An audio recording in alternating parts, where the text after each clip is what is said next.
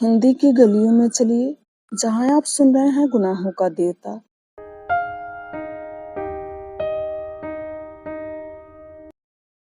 सुधा ने कुछ कहा नहीं, झुककर चंदर के पैरों को अपने होठों से छू लिया और पलकों से 2 आंसू छू पड़ी। चंदर ने सुधा को उठा लिया, उसके माथे पर हाथ रखकर कहा, ईश्वर तुम्हारी आत्मा को सदा ऊंचा बनाएगा सुधा। उसने एक गहरी सांस ली, सांस लेकर कहा, मुझे तुम पर गर्व है, और फोटो उठाकर बाहर चलने लगा। कहाँ जा रहे हो? जाओ मत। सुधा ने उसका कुर्ता पकड़कर बड़ी अजीजी से कहा, मेरे पास रहो, तबीयत घबराती है। चंदर पलंग पर बैठ गया। सुधा तकिए पर सिर रखकर लेट गई और फटी फटी पथराई आंखों से जाने क्या देखने लगी।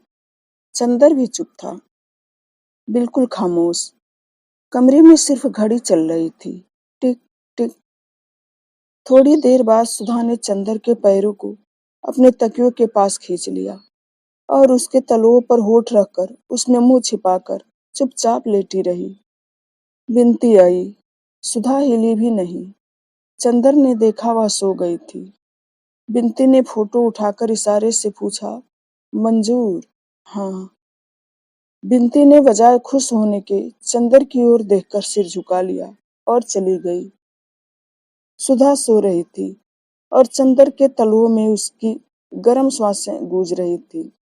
चंदर बैठा रहा, चुपचाप। उसकी हिम्मत न पड़ी कि वह हिले और सुधा की नींद तोड़ दे। थोड़ी देर बाद सुधा ने करवट बदली तो वह उठकर आंगन के सोफे पर जाकर लेट रहा और जाने क्या सोचता रहा। जब उठा तो देखा धूप ढल गई है और सुधा उसके सिरहाने बैठी उसे पंखा झल रही है। उसने सुधा की ओर एक अपराधी जैसी कातर निगाहों से देखा और सुधा ने बहुत दर्द से आंखें फेर ली और ऊंचाइयों पर आखिरी सांसें लेती हुई मरड़ासन धूप की ओर देखने लगी। चंदर उठा और सोचने लगा तो सुधा बोली, कल आओगे कि नहीं? क्यों नहीं आऊंगा? चंदर बोला, मैंने सोचा शायद अभी से दूर होना चाहते हो। एक गहरी सांस लेकर सुधा बोली और पंखे की ओट में आंसू पोंछ लिए। दूसरे दिन चंदर सुबह नहीं गया। उसकी थीसिस का बहुत सा भाग टाइप होकर आ गया था और उसे बैठा हुआ सुधार रहा था, लेकिन साथ ही पता नहीं क्यों उसका साहस नहीं हो रहा था वहां जाने का। लेकिन एक मन में चिंता थी सुधा की। वह कल से बिल्कुल मुरझा गई थी। चंदर को अपने ऊपर कभी कभी क्रोध आता था, लेकिन वह जानता था कि यह तकलीफ का ही रास्ता ठीक है। वह अपनी जिंदगी में सस्तेपन के खिलाफ था, लेकिन उसके लिए सुधा की पलक का एक आंसू भी देवता की तरह था और सुधा के फूलों जैसे चेहरे पर उदासी की एक रेखा भी उसे पागल बना देती थी। सुबह पहले तो वह नहीं गया, बाद में स्वयं उसे पछतावा होने लगा और वह अधीरता से 5 बजने का इंतजार करने लगा। 5 बजे और वह साइकिल लेकर पहुंचा। देखा सुधा और बिनती दोनों नहीं हैं। अकेले डॉक्टर शुक्ला अपने कमरे में बैठे हैं।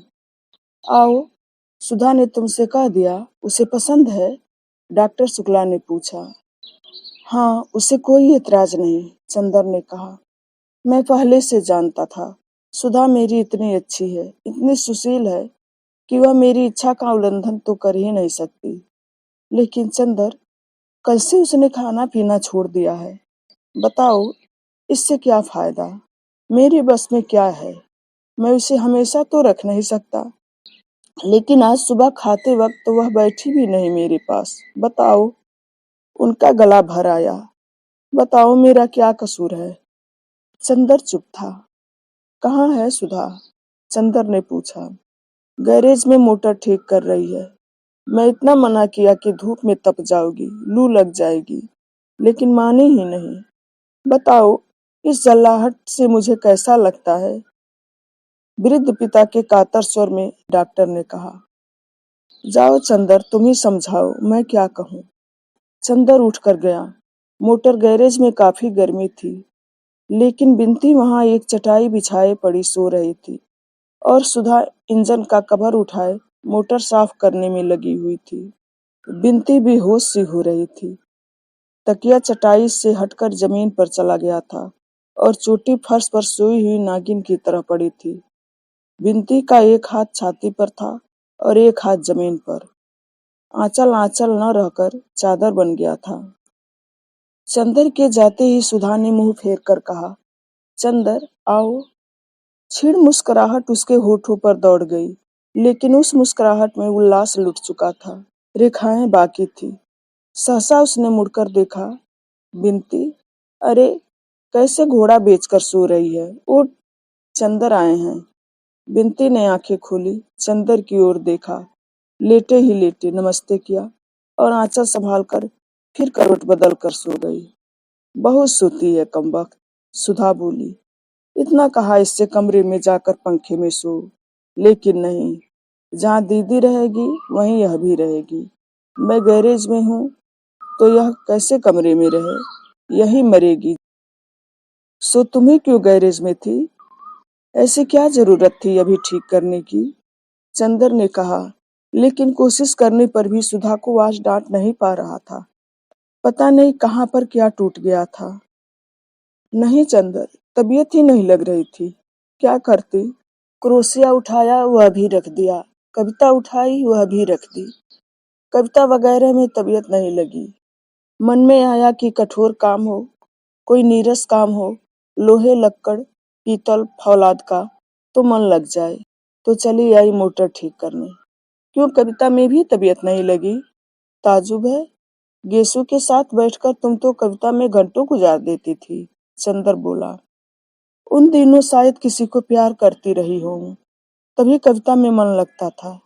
सुधा उस दिन की पुरानी बात याद करके बहुत उदास हंसी हंसी।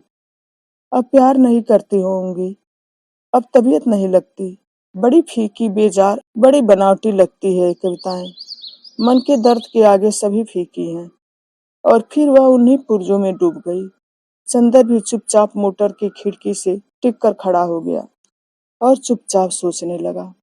सुधा ने बिना सिर उठाए, झुके ही झुके, एक हाथ से तार लपेटते हुए कहा, चंदर, तुम्हारे मित्र का परिवार आ रहा है इसी मंगल को, तैयारी करो जल्दी। कौन परिवार सुधा? हमारे जेठ और सास आ रही हैं इसी बैसाखी को हमें देखने। उन्होंने तिथि बदल दी है, तो अब 6 ही दिन रह गए हैं। चंदर कुछ नहीं बोला। थोड़ी देर बाद सुधा फिर बोली, अगर उचित समझो तो कुछ पाउडर क्रीम लेते आना, लगाकर जरा गोरे हो जाए तो शायद पसंद आ जाए। क्यों, ठीक है ना?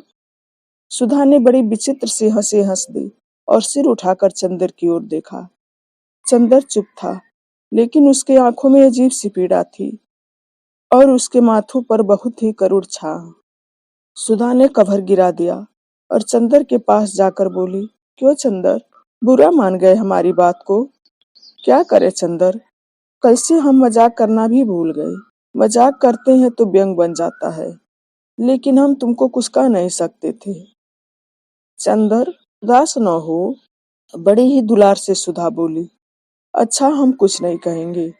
और उसने अपना आंचल संभालने के लिए हाथ उठाया। हाथ में कालोच लग गई थी।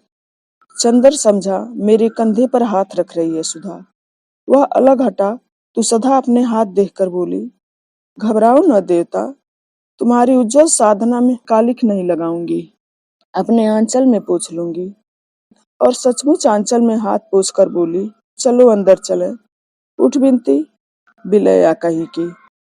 चंदर को सोफे पर बैठाकर उसी की बगल में सुधा बैठ गई और अंगुलियां तोड़ते हुए कहा, चंदर, सिर में बहुत दर्द हो रहा है मेरे।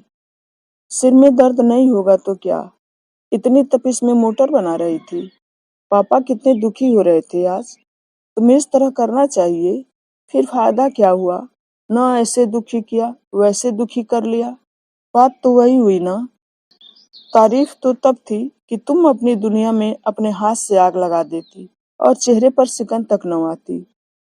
अभी तक दुनिया की सभी ऊंचाई समेट कर भी बाहर से वही बचपन कायम रखा था तुमने। अब दुनिया का सारा सुख अपने हाथ से लुटाने पर भी वही बचपन, वही उल्लास क्यों नहीं कायम रखती? बचपन? सुधा हंसी। बचपन अब खत्म हो गया चंदर, अब मैं बड़ी हो गई। बड़ी हो गई? कब से? कल दोपहर से चंदर। चंदर चुप। थोड़ी देर बाद फिर स्वयं सुधा ही बोली, नहीं चंदर, 2-3 दिन में ठीक हो जाऊंगी, तुम घबराओ मत। मैं मृत शैया पर भी होंगी तो तुम्हारे आदेश पर हंस सकती हूँ। और फिर सुधा गुमसुम बैठ गई। चंदर चुपचाप सोचता रहा और बोला, सुधी, मेरा तुम्हें कुछ भी ध्यान नहीं है। और किसका है चंदर? तुम्हारा ध्यान न होता तो देखती मुझे कौन झुका सकता था। आज से सालों पहले जब मैं पापा के पास आई थी तो मैंने कभी न सोचा था कि कोई भी होगा जिसके सामने इतना झुक पाऊंगी। अच्छा चंदर, मन बहुत उचट रहा है, चलो कहीं घूम आए, चलोगे? चलो, चंदर ने कहा। जय बिनती को जगा लाए, वह कमबख्त अभी भी पड़ी सो रही है। सुधा उठकर चली गई। थोड़ी देर में बिनती आंख मलते हुए बगल में चटाई दाबे आई और फिर बरामदे में बैठकर ऊँघने लगी। पीछे पीछे सुधा आई और चोटी खींच कर बोली, चल तैयार हो, चलेंगे घूमने। थोड़ी देर बाद तैयार हो गए। सुधा ने जाकर मोटर निकाली और बोली चंदर से, तुम चलाओगे या हम? आज हम ही चलाएं। चलो किसी पेड़ से लड़ा दे मोटर आज। अरे बाप रे, पीछे बिनती चिल्लाई, तब हम नहीं जाएंगे। सुधा और चंदर दोनों ने मुड़कर उसे देखा और उसकी घबराहट देखकर दंग रह गए। नहीं मरेगी तू, सुधा ने कहा और आगे बैठ गई। बिनती, तू पीछे बैठेगी? सुधा ने पूछा। ना भैया, मोटर चलेगी तो मैं गिर जाऊंगी। अरे कोई मोटर के पीछे बैठने के लिए थोड़ी कह रही हूँ, पीछे की सीट पर बैठेगी? सुधा ने पूछा। ओ, मैं समझी, तुम कह रही हो पीछे बैठने के लिए, जैसे बग्घी में साइस बैठते हैं। हम तुम्हारे पास बैठेंगे, बिनती ने मचल कर कहा। अब तेरा बचपन इठला रहा है, बिल्ली कहीं की। चल आ मेरे पास। बिनती मुस्कुराती हुई जाकर सुधा के बगल में बैठ गई। सुधा ने दुलार से उसे पास खींच लिया। चंदर पीछे बैठा तो सुधा बोली, अगर कुछ हर्ज न समझो तो तुम भी आगे आ जाओ, या दूरी रखनी हो तो पीछे ही बैठो। चंदर आगे बैठ गया, बीच में बिनती, इधर चंदर उधर सुधा। मोटर चली तो बिनती चीखी, अरे मेरे मास्टर साहब। चंदर ने देखा बिसरिया चला जा रहा था। आज नहीं पढ़ेंगे, चंदर ने चिल्लाकर कहा। सुधा ने मोटर नहीं रोकी। चंदर को बेहद अचरज हुआ जब उसने देखा कि मोटर पम्मी के बंगले पर रुकी। अरे यहाँ क्यों? चंदर ने पूछा। यूं ही, सुधा ने कहा। आज मन हुआ कि मिस पम्मी से अंग्रेजी की कविता सुने। क्यों? अभी तो तुम कह रही थी कविता पढ़ने में आज तुम्हारा मन नहीं लग रहा है। कुछ कहो मत चंदर, आज मुझे जो मन में आए कर लेने दो। मेरा सिर बेहद दर्द कर रहा है और मैं कुछ समझ नहीं पाती क्या करूं। चंदर, तुमने अच्छा नहीं किया। चंदर कुछ नहीं बोला, चुपचाप आगे चल दिया। सुधा के पीछे पीछे कुछ संकोच करती हुई सी बिनती आ रही थी।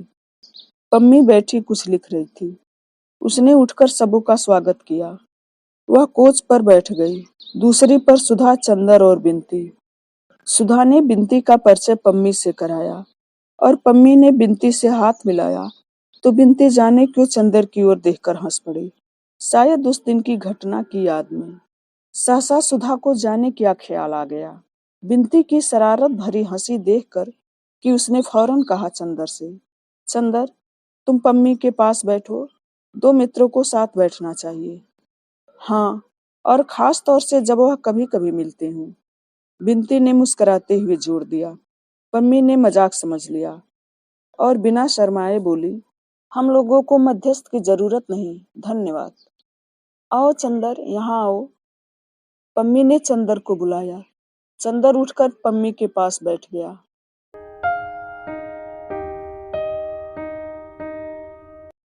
गुनाहों का देवता आज यहीं तक। अगले वीडियो में फिर मिलेंगे। धन्यवाद।